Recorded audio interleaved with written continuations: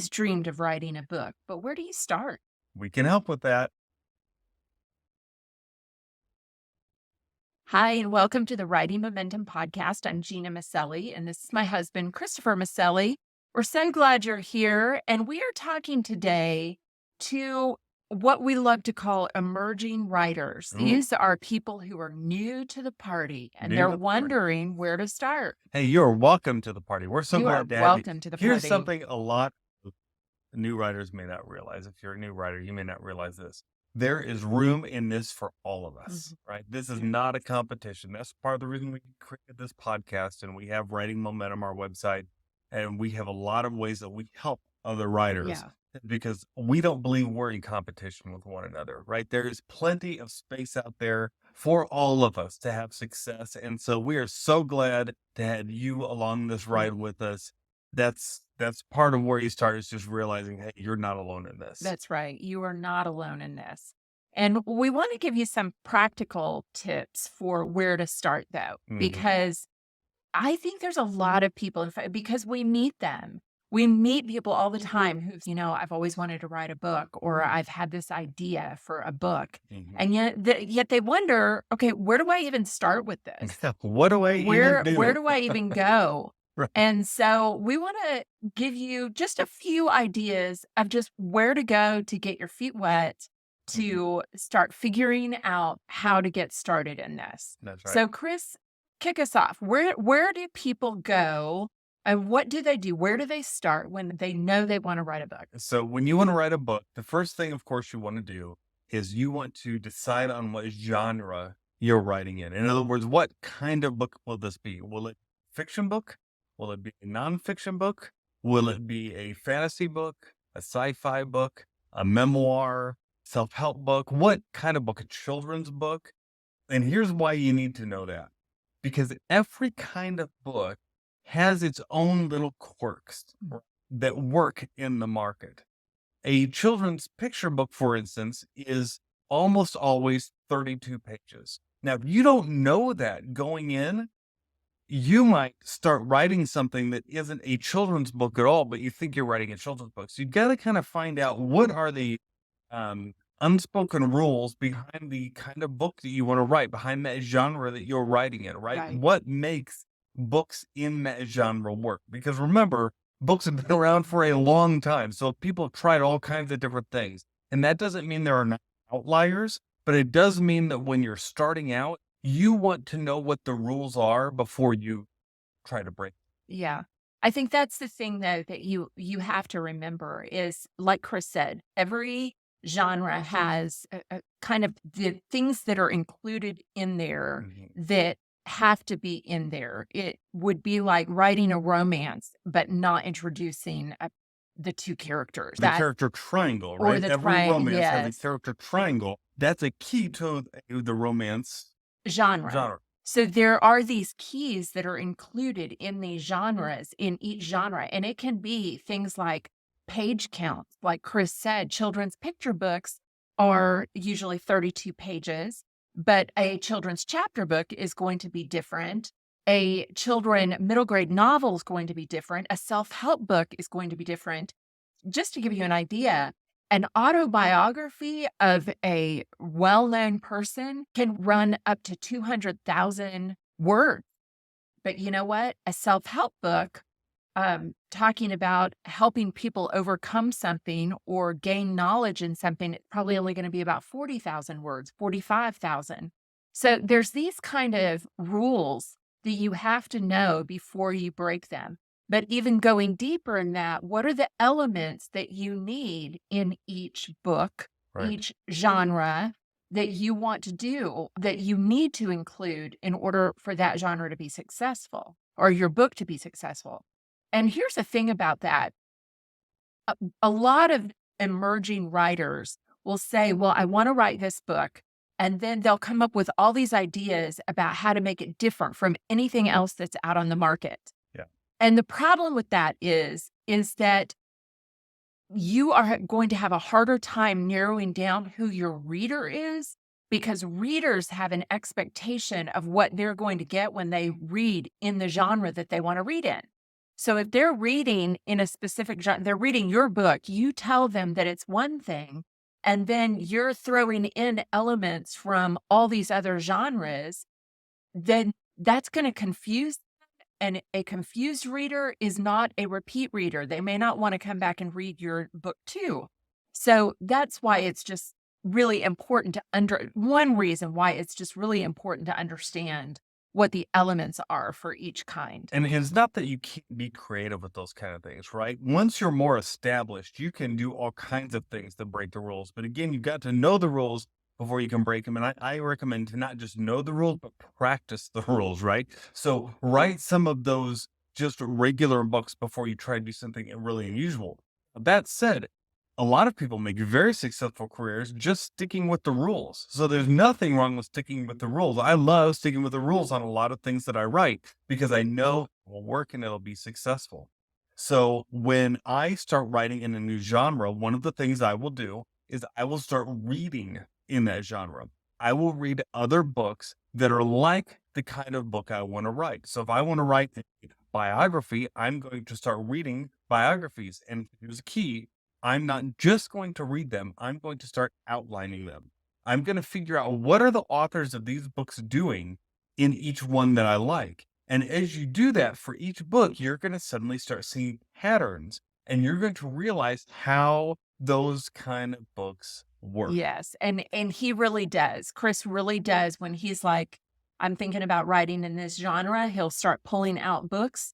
He will open them up, he will start outlining them because that's what it does. You're not just reading those books as a fan, you're now reading them with an analytical view. Mhm. You're saying, okay, where did this person start? Where did this author start? Where did they go? How did they end their chapters? How did they start their chapters? How did they treat their dialogue?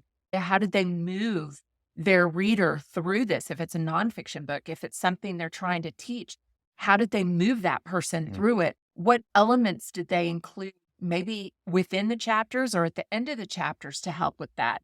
What kind of element did they add at the end of the book that might help this book not only be an individual book, but maybe it becomes a group study or a group reading project, something like that.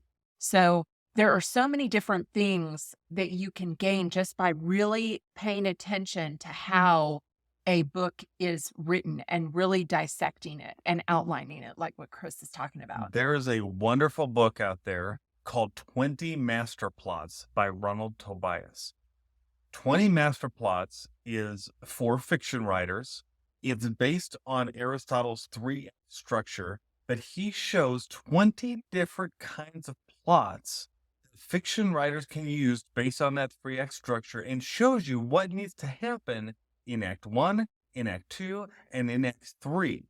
This is a resource I love. I use it all the time. Anytime I'm writing fiction, I will find the kind of book that fiction book is in 20 master plots, and I will read that chapter and make sure that I'm hitting all the beats. So again, that's 20 master plots by Ronald Tobias. Very good book. Go ahead and get that one. It's available on Amazon. And we can put the listing down in the show notes Yes, we as sure well. can. We We'll will put a make link sure in to the do. show notes for Now, you. you said a couple of things there, Chris, that I think would actually might scare some emerging writers. You used words like Aristotle Yeah. and 3-act structure. Yeah. And now for some people, they may know exactly what you're talking about, but for the truly brand new person, I just want to say, don't get scared off by these terms. Mhm. They're not as complicated, and you know who Aristotle is, but you're going to read how the 3-act structure really goes back to Aristotle Mhm. and how you can apply it. And you probably already do apply it. You just don't know you apply it. Yeah, So something like a 3-act structure is kind of just when we say things like that, it's just shorthand for essentially saying beginning, middle, and end. That's what the 3-act structure is. It's the beginning of the book, the middle of the book, and the end of the book. And then it gets, as you start to dig into it, you start to see certain things that have to happen in the beginning of the book, have to happen in the middle of the book, have to happen at the end of the book for it to conform to those rules that we know create a good story. Mhm. Right. So it's good to become familiar with those, but don't let those scare you off. Get something like 20 master plots and he will walk you through those for many different Yeah, genres of fiction books. absolutely. And also, like Chris said, by understanding this, it just makes your book more desirable and more satisfying to your reader. So you want to definitely bring those together. But we're going to also suggest that you do something that we have talked many times about on this podcast, Yes. and we will continue to beat this drum, and that is to enter the writing world. I know that it can be scary when it's new, when you're completely brand new and you don't really know what you're doing, maybe, and you kind of think that all of a sudden a spotlight is going to drop out of the ceiling and light up and tell everybody that you don't deserve to be there. We are telling you, you absolutely deserve to be there. Mhm.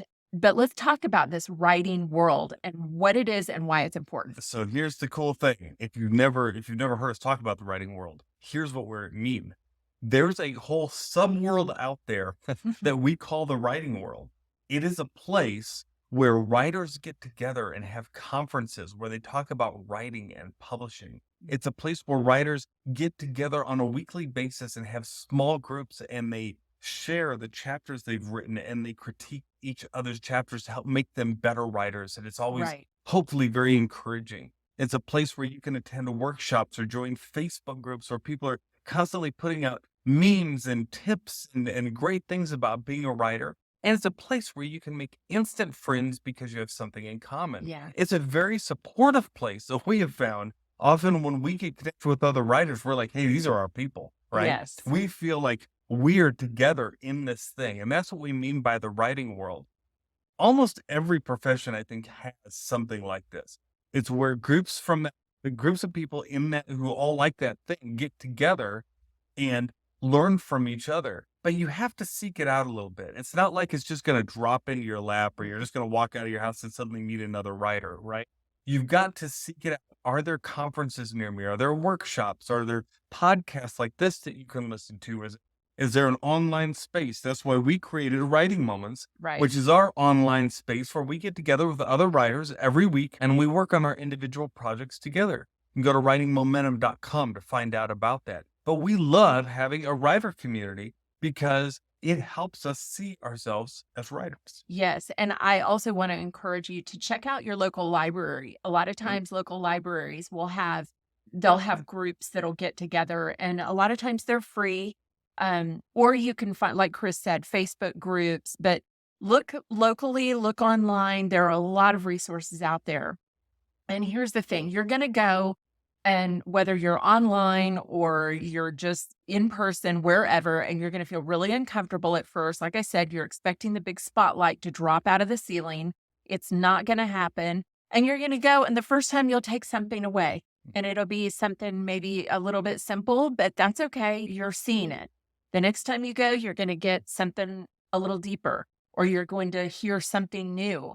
And before you know it, all these little kind of elements, these extra little tidbits that you're picking up here and there, they're going to start playing out in your writing. You're going to be sitting down and you're going to be journaling, or you're going to be writing your story. And all of this is going to start coming together, and you're going to learn, oh, he was talking about the 3-act structure. I know what that is. Oh, I know what I've got to include in that first act, or I know what I've got to do here in my chapter, in this chapter for whatever it is. I know what I need to do because of all these little tidbits. Yeah, until one day you're going to attend a talk or a conference and someone is going to be up there talking about what they're talking, about this certain topic they have. And you're going to be thinking, I could have taught this, right? Because you'll have sat under it so much and soaked up that information that you'll realize you know it, like you know this stuff. Right. And so, yeah, absolutely embrace the writing world. And when that happens, when you're at that conference or you're at that online workshop or you're wherever you are and you're in the writing world and you know what they're talking about and you think, I could have taught this, do us a favor. Make sure you look around and look for the other emerging new writers who have that glazed look, that absolute fear that spotlight's going to drop out of the ceiling on them, and just pay it forward, pay it backwards, whatever the expression would be. Just be that encouragement to that other new emerging writer at that point. Yeah. And no matter where you are right now, here's a mind shift we want to encourage you to have. Say out loud, I am a writer. You can say it right now as you're listening to this podcast. You're in your car, you're out on a walk. Say, I am a writer. Now, that may seem funny to say that. You may be saying that and thinking, yeah, but I'm not. Like, I've not published anything. I didn't say I'm a published author. I said, I am a writer. If you sit down to write, you are a writer. If this is what you want to do, you are a writer. So say it. I'm a writer. Own it. I am a writer. See yourself as a writer. And that mind shift will begin to take place in your brain. And it's just something you become. This is one of the biggest hurdles that you will have to overcome. Writing comes with a lot of insecurity and a lot of unknowing and a lot of, oh, can I do this? Will I be able to do it? Will it be good enough?